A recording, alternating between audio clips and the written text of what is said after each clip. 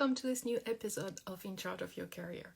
Today, with Susanne Puerschel of the Pointerize account, we wanted to discuss the topic of visualizing a very specific goal.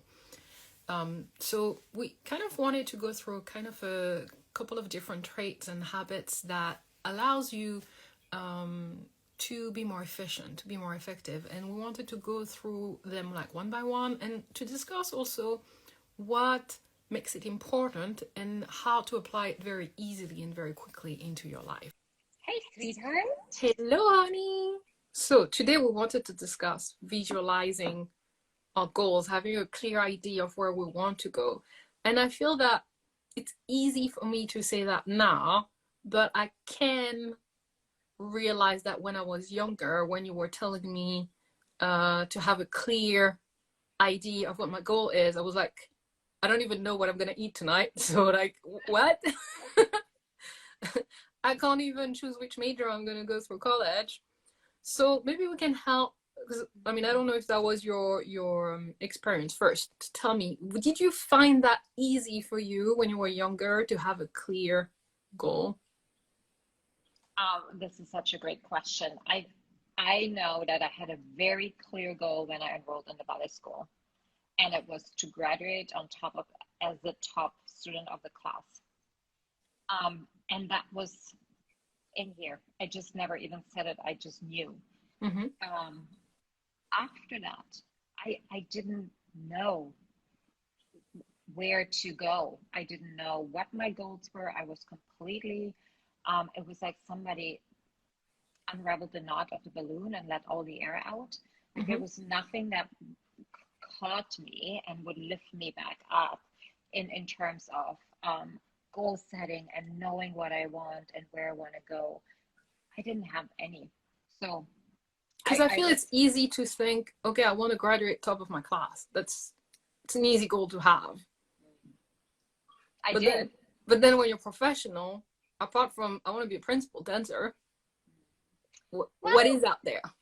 I think, honey, it goes back to, well, define first what success looks like for you. Like, yes. How do you really want to feel? How do you want to show up?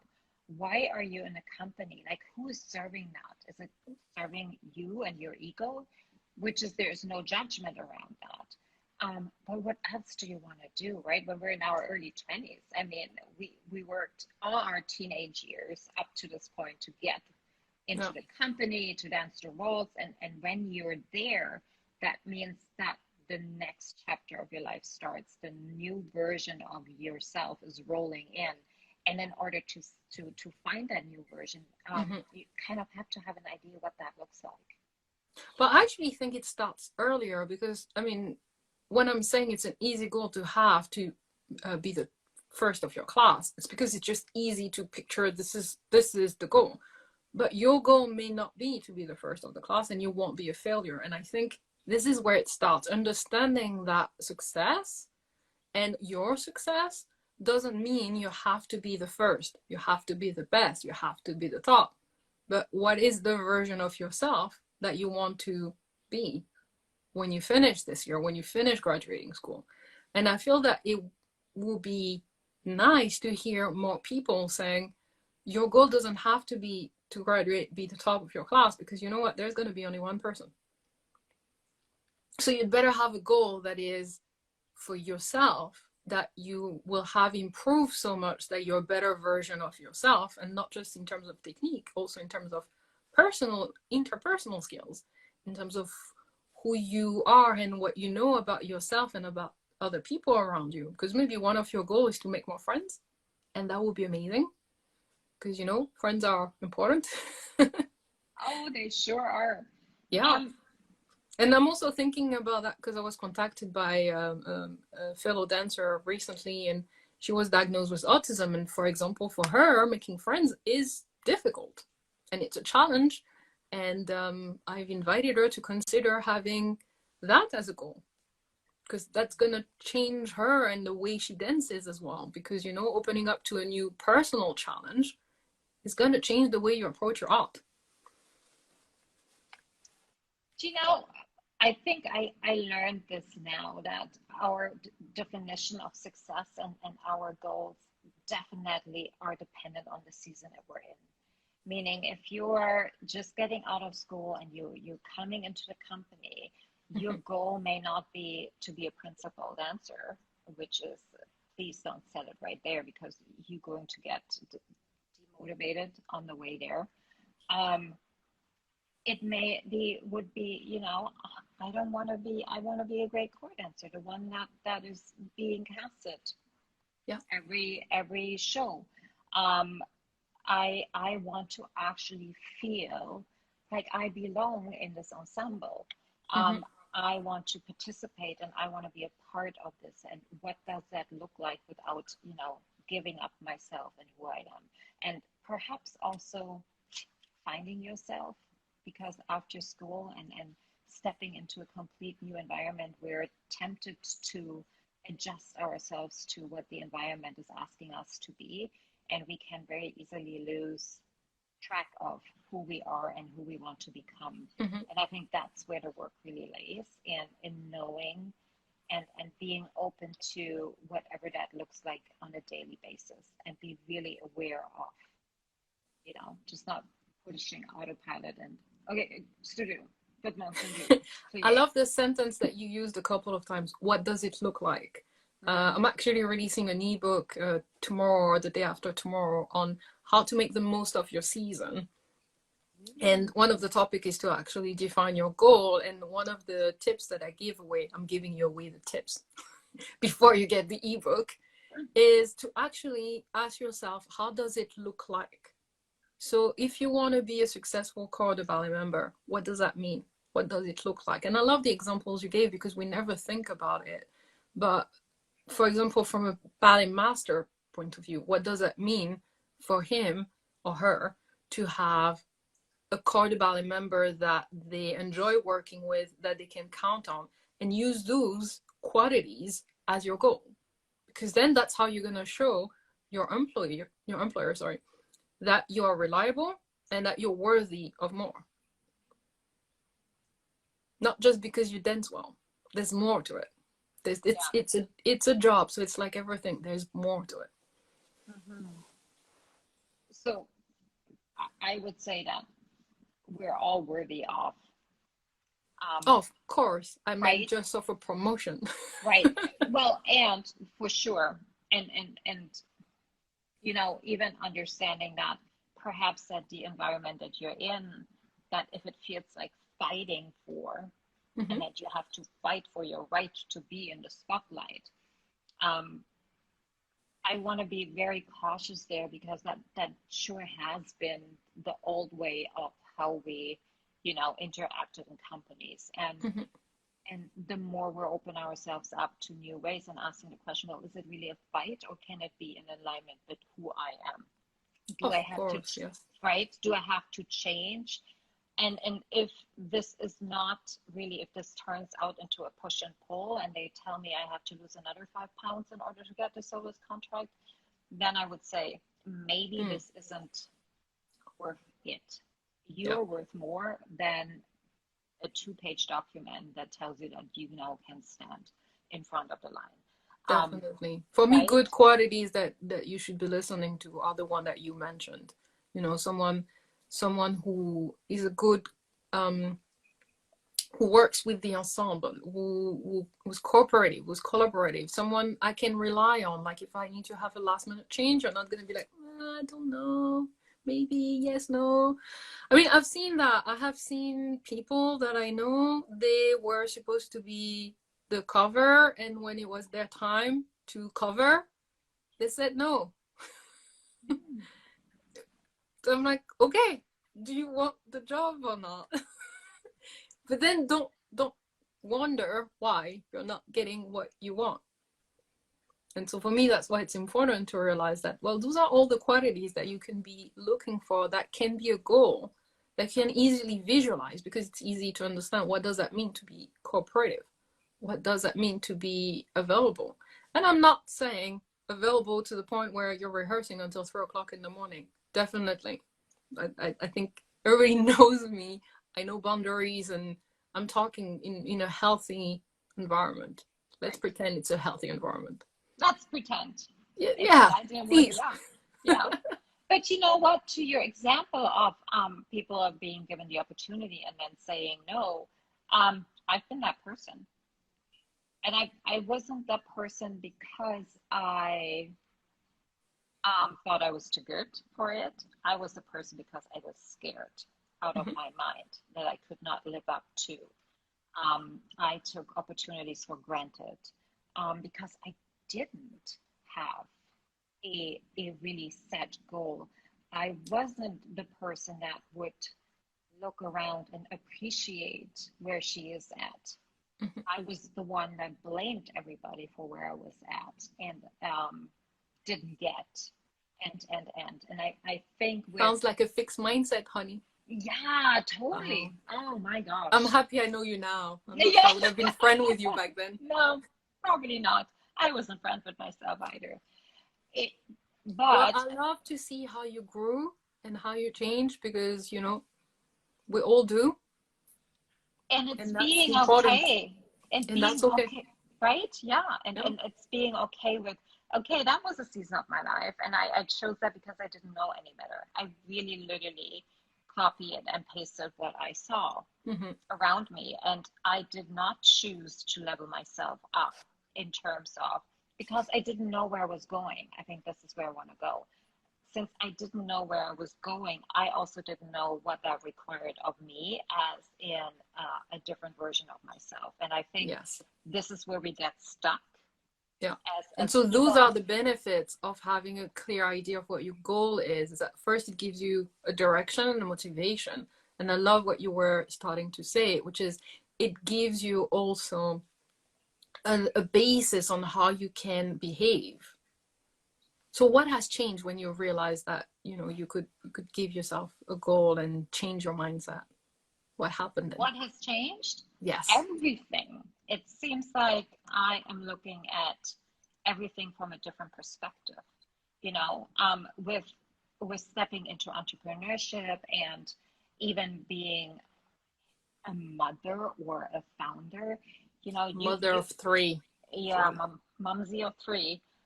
You could look from a really fixed mindset at everything that has been thrown at me and turn it into a mashed potato, mm-hmm. or you can see it as a gift because it definitely, everything is happening to us. And I was no everything is happening for us and not to us. And I've Yes. never seen it that way. And it has definitely opened so many more pathways for me to even think bigger, to behave bigger. I mean, I'm now at a point where I, I just got off the phone with my coach, and she coached me and says, Susie, it's time that you actually behave like a CEO. I'm like, sorry, what? Oh, I heard that. Um, well, yeah, Been there, done that. right? So it, what it does comes that look back. like? Don't worry. It's It it's comes just back. one of yeah, it's Okay. one of many times. I was like, okay, Because you know you're what? not one thing, you're not one person, you're not one personality. So yeah, she is totally right, I guess. Um, but it's totally normal also to end up in this position. And it will be the same if you're a dancer looking for promotion and at some point you're not behaving like the person that you want to be. It's normal. You have so many things to do. So be kind to yourself and get back on it. And to, how we started when we're really talking about a growth mindset. It's not I'm going to behave that way once I have the title, once I get to know It's the changing now. journey. Yeah, Yeah. it's changing now. It's today. What can you do today that brings you like 1 inch closer to whatever you want, that soloist contract? What does that mean? And it's Mm-hmm. not necessarily um, copy and pasting what other people have done. No, it's what, And what you would do. exactly Mm. what feels right to you, like knowing yourself to the point, okay, where's the gap and how can I close that gap?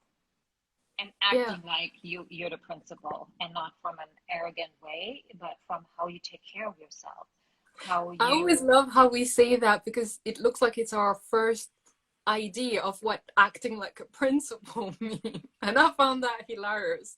And I actually wanted to share that story. I was coaching a dancer who wanted to be promoted for soloist, and one of the first thing I advised to do is, okay, what does that mean to be a first soloist? Because there were actually some doubt on the management level. Is she capable of it? And I said, well, then you need to show them that you are. I mean, I'm not a big fan of proving to other people that you are, but you know, if they have doubts, you have, and it's your goal, then you have to give them what they're looking for. And I advised her to look around and, okay, how do the other first soloists behave? And she couldn't see much difference, just a few things here and there. I said, okay, then what is missing in you that doesn't say first soloist? That is not your technique, that is not your behavior in class. And we found out what it was that was missing. And actually management started changing their mind when they saw that change in behavior. And so that was really about that personal behavior, not what you see in others that are obvious. It was a very, very specific behavior in a very specific context that make them think, oh, maybe, I don't know, maybe. And so that's very interesting to see how when you have an idea of where you want to go and you start thinking, okay, how do I behave if I'm this? And how do I apply that now? Because it's going to take time to shift, to change your mentality, to act as if. And I'm always careful with the fake it until you make it, because it's not about faking it. It's actually about owning what you want to have. It's like I already have it. Just take it. Yeah, exactly. Yeah, I'm there. And you know, I'm going to share from my own journey where my personal, I would say, push and pull is. It's that that old version of ourselves, that core dancer, she's really loud and she is demanding her spot, right? And she is not really easy to push out, not even in a loving way. And I feel that's where, you know, maybe the push and pull comes in. That's what it actually makes it hard, and perhaps feel a little bit unrealistic when we say, okay, model the life, imagine the life that you really want to have before you actually get it. Because we're so trained to live in reality. We're so trained to see, well, that's not real. Like, you're right here. This is your life, and that's what it is. We concentrate so much on not only what is, but also the worst case scenario, that we forget what the best case scenario could be and what it looks like. And the more we're actually stepping into that best case scenario, the closer we're moving towards it. I also feel that sometimes we think that the behavior of the person we want to be is utterly different from who we are at the moment. And I'm not sure the shift is that dramatic. It's really just these little things. And it's very often just a matter of confidence in certain very specific circumstances where you're not that confident yet because you don't think you're there. And that's about gaining that confidence and understanding that being confident doesn't mean you have all the answers. Doesn't mean you're right. Doesn't mean you never make a mistake. But being confident means you feel that you have the capabilities, or that you have the capability to find the right resources to get where you want. That's what confidence is, at least for me. Oh, absolutely. Yeah, you can be confident and completely fail. Yeah. Read Richard Branson biography. Yeah. Full of it. All of it. I mean, everybody, look at, oh my gosh, Apple founder, Steve Jobs. Yeah. Got kicked out of his own company. Yeah. I was talking, and then started, didn't stop Pixar, but brought Pixar into what Pixar is now and came back to Apple. Exactly. And actually, in a speech that I listened to the other day, he said about his you know, you can't connect the dots forward, you can only connect them backwards. He said, Yeah. I had to leave Apple, I had to leave them so I could start Pixar, and help them grow and turn them into what is today, because then I could take all of that and apply it back to Apple when it came back to me. Okay, he's been kicked out of Apple. I think sometimes he had that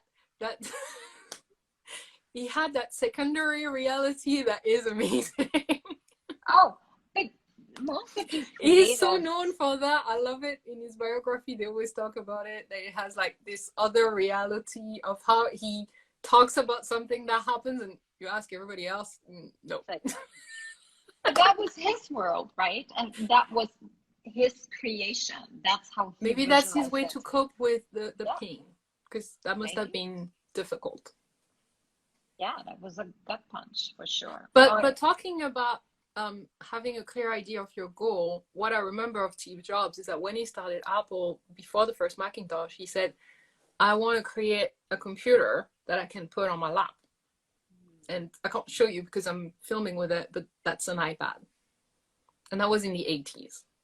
And he already had that goal, the iPad.